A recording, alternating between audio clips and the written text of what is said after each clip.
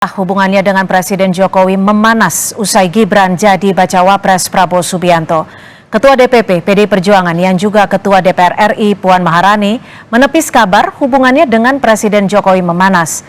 Puan mengaku masih akan terus bertemu Presiden sesuai dengan tugasnya sebagai Ketua DPR.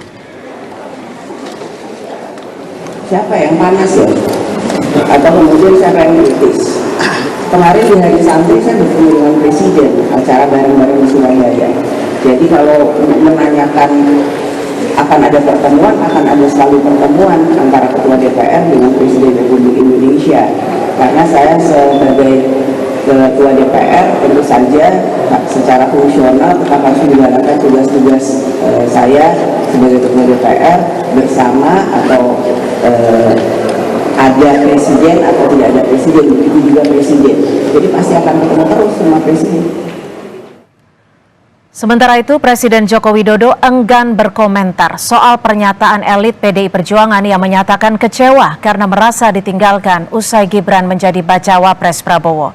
Respon itu disampaikan Presiden di sela kunjungan kerjanya di Gianyar, Bali.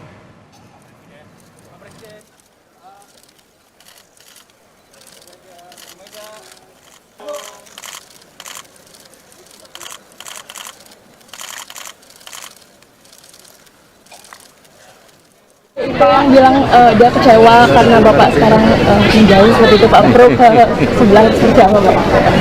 Saya nggak ingin mengomentari. Terima kasih, Pak. Dan kita